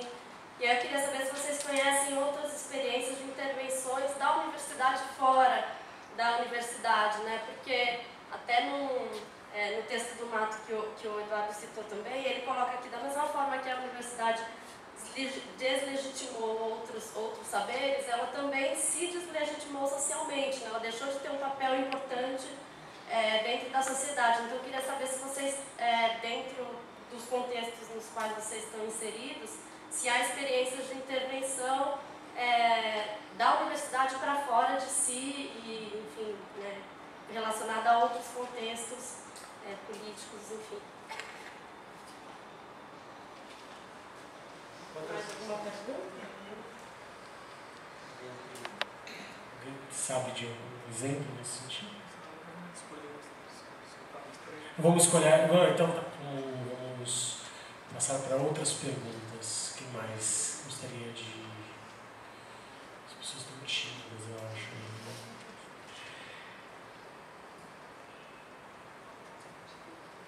Começamos e aí...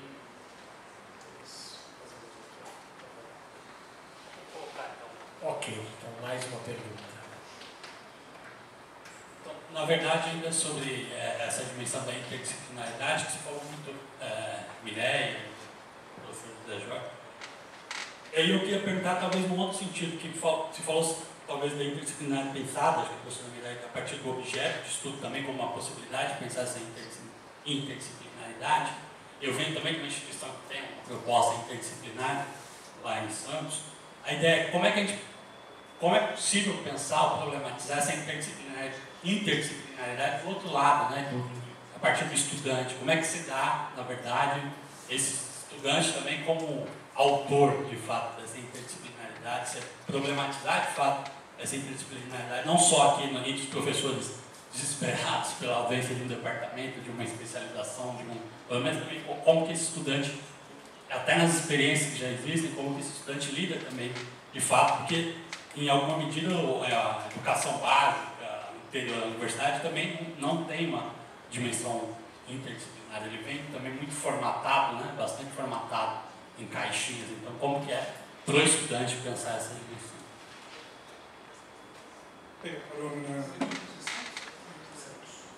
Qual universidade? A Unifesp Santos. Unifesp Santos tem uma questão. Vou pegar carona aqui na pergunta do Alexandre a respeito dessa questão da interdisciplinaridade de uma perspectiva da formação. Um debate sobre a interdisciplinaridade, se ela deve partir das disciplinas, ela, digamos, um diálogo entre disciplinas, ou se ela é alguma outra coisa que está para além das disciplinas.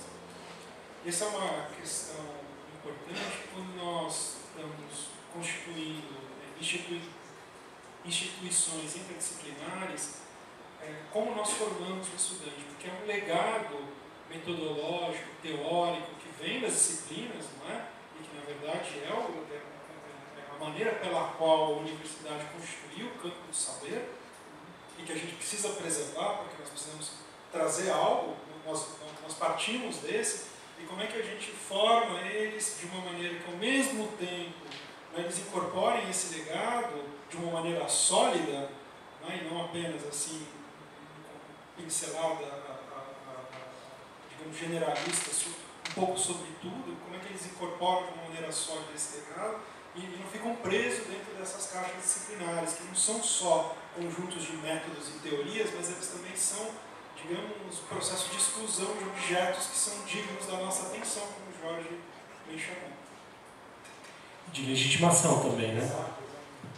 Então são 3 perguntas. A pergunta da Luciana, só lembrando, sobre a questão política nos estudos culturais, e a pergunta depois, né, do Alexandre Pablo sobre o problema da interdisciplinaridade.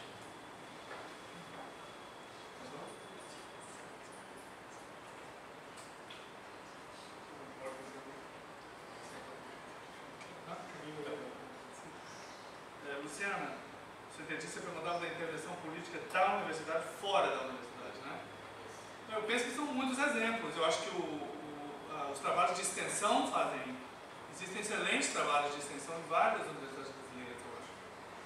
Até ao fazer essa pesquisa mais ampla para entender isso. A Paraíba tem aquela metodologia Metmossi, de mobilização. Tem várias universidades que têm muitas coisas interessantes.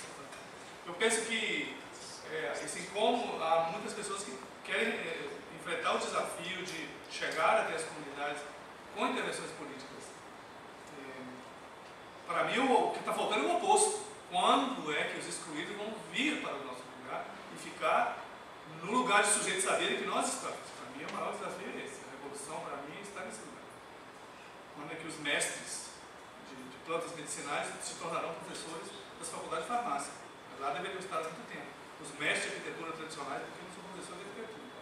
Agora, que grupos de arquitetura vão a várias comunidades ajudar a fazer, isso sempre tem lá. É importante também, a política para mim agora é ocupar a universidade, esse lugar poderoso nosso, com os excluídos sabedores. Só uma interdisciplinaridade, para o rápido aí, no caso, Pablo, nós já fizemos isso na primeira. Até bom você ter perguntado, que eu tinha esquecido de colocar. A proposta de estudos culturais que nós fizemos para o Conselho Universitário da Universidade de Brasília foi construída junto com os alunos. Nós vamos ter outra reunião a semana que vem para refazer.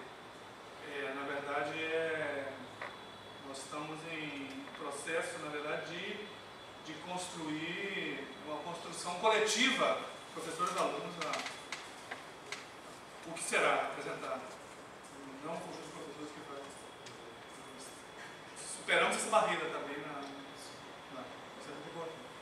até porque você está dizendo da exclusão dos objetos, uma construção coletiva de professores e alunos. En la maestría nosotros tenemos un curso que se llama transdisciplinaridad. Hablamos y pensamos mejor en transdisciplinaridad que en interdisciplinaridad. Incluso en algunos sentidos otros colegas han planteado lo de indisciplinaridad. O sea, no solamente lo de trans, sino lo de indisciplinaridad. Bueno, yo creo que ese es un punto que hay que trabajar en detalle, porque la transdisciplinaridad puede ser también una disciplinación, puede tener un efecto de disciplinación cuando entendemos que las disciplinas no son solamente discusiones teóricas, sino también un conjunto de prácticas institucionalizadas y un conjunto de subjetividades, incluso de formas de corporalidades. Entonces, yo creo que lo de la transdisciplinaridad es un reto de los estudios culturales antes que algo que está, y siempre va a ser un reto en problema. Y voy a decir una cosa que de pronto pues es un reto problemático, que es un riesgo y que ayuda a pensar las cosas. Yo tampoco pienso que transdisciplinaridad es simple y llanamente negación de las disciplinas, pero eso tampoco es conservación de las disciplinas. A mí me impacta mucho lo que decía Stuart Hall, que él decía que para ser transdisciplinario uno debería ser mejor sociología que un sociólogo, sin ser sociólogo, porque los sociólogos, como tienen un pensamiento sociológico, no se plantean las preguntas que a uno le interesan. Entonces es un reto, digamos, fuerte, porque eso uno no se acuesta aliviado y amanece siendo transdisciplinario. O sea, incluso es mucho desandarse y angustias y cosas por el estilo. Y dejo un elemento en la mesa, y es, yo creo que uno puede hacer estudios culturales y ser antropólogo, hacer estudios culturales y ser historiador, hacer estudios culturales y ser literato, pero creo que uno no sería historiador de la misma manera, no sería antropólogo de la misma manera y no sería literato de la misma manera. O sea, uno no puede pasar impunemente por los estudios culturales con respecto a su formación disciplinaria. Lo que no significa que uno puede, como en un acto de voluntad, tirarla al carro de la basura con todos los problemas y con todas las ventajas que eso tiene.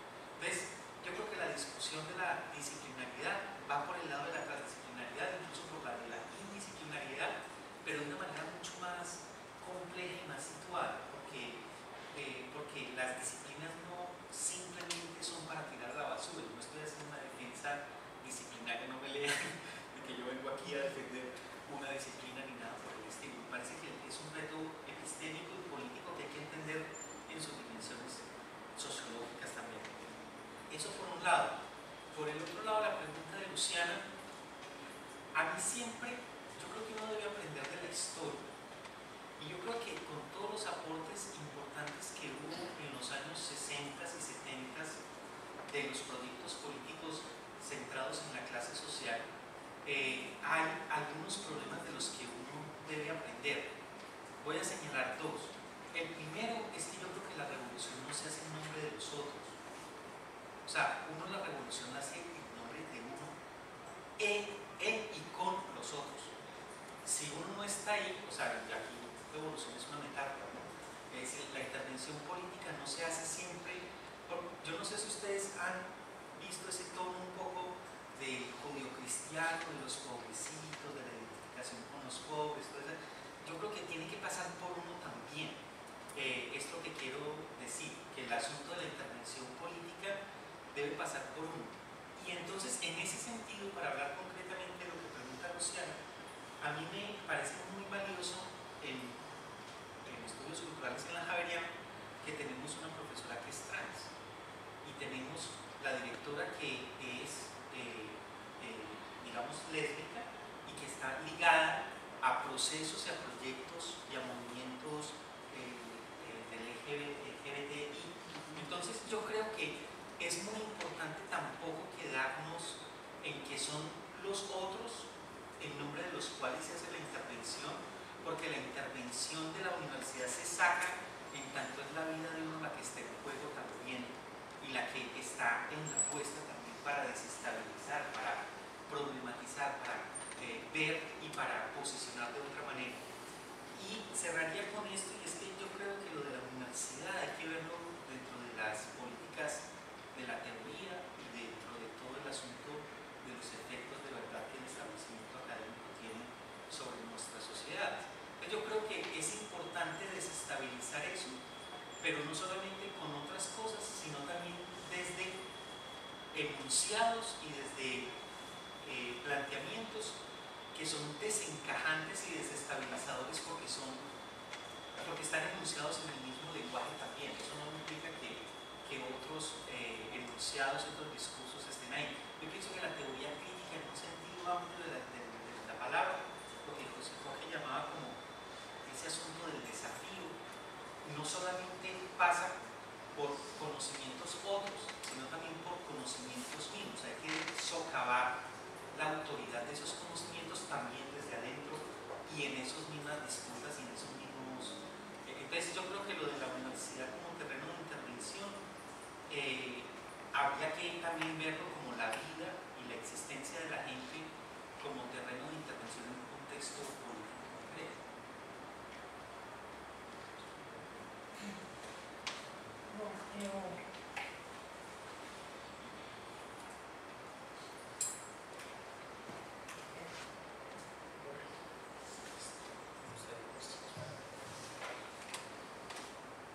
Eu seria que os colegas já responderam extensamente.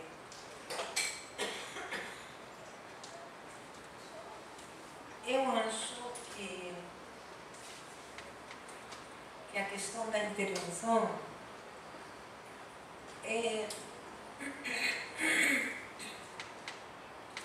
está quase que dada nos estudos culturais, que são estudos críticos da realidade.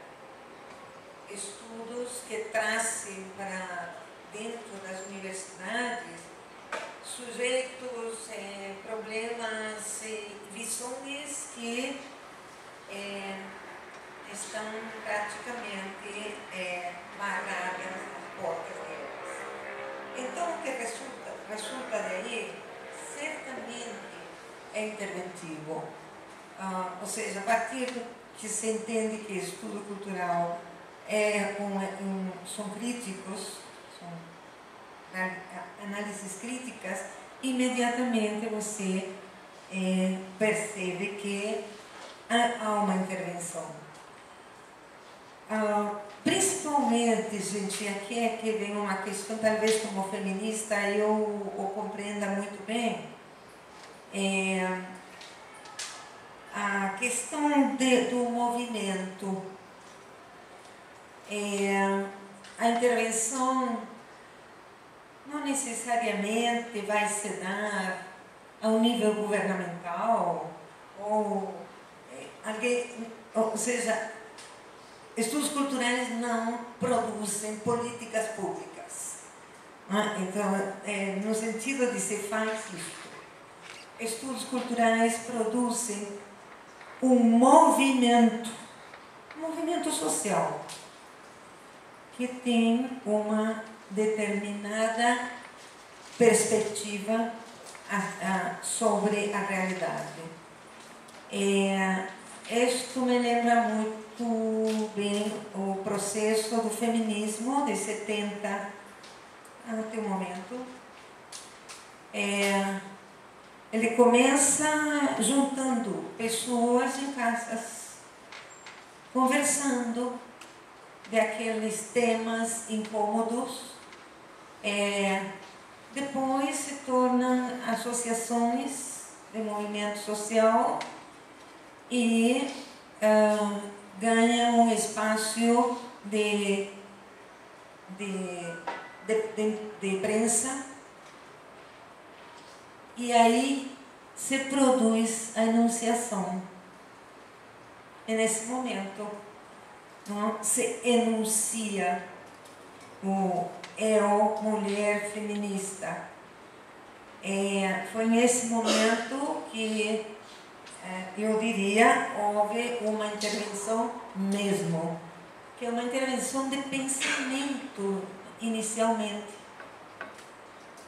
e que é fundamental.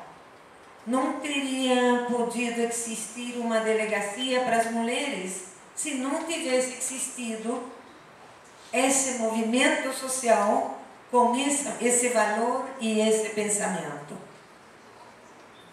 Não sei se isso está...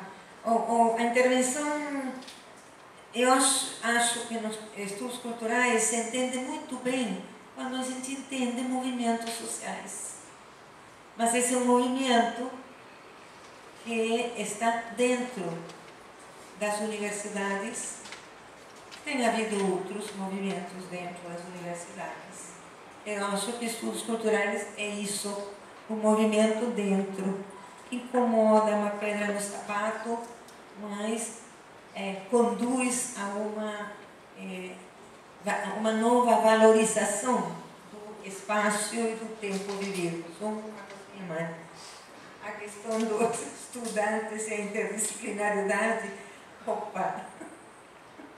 isto é muito complicado, porque eles chegam procurando ser engenheiros e ficam muito aborrecidos que chegam ao segundo ano e eles ainda não se sentem engenheiros. E nós não estudamos interdisciplinaridade, não oferecemos interdisciplinaridade na graduação, e sim multidisciplinaridade. E mesmo assim há esse problema, que eu acredito que é algo que só o tempo vai ir resolvendo. Solo una pregunta que se me olvidó decir, que lo de transdisciplinaridad lo hemos trabajado en la facultad como eclecticismo estratégico. Ese es como el móvil que está. Eclecticismo estratégico. Bom, acho que aprendemos muito, sobretudo nós que estamos aqui neste programa de estudos culturais, com as experiências estrangeiras, tanto de fora quanto do Brasil, que são estrangeiras também, de alguma maneira. E só dizer que, finalizando, e colocando uma questão, é interessante o problema da enunciação. Mas acho que a enunciação tem que vir, esse problema tem que vir preciso de uma outra pergunta, né? Enunciação para quem?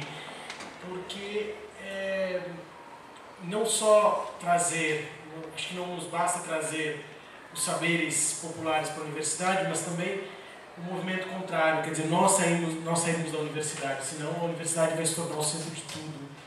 E eu acho que esse é um problema que atravessa também os três âmbitos mais tocados ao longo das falas, que são as disciplinas, os objetos e os métodos. São todos eles universitários. Isso é um problema. Ok? Então, agradeço e daqui a pouco uns 15 minutos de pausa. Daqui a pouco voltamos. Não vão embora, por favor.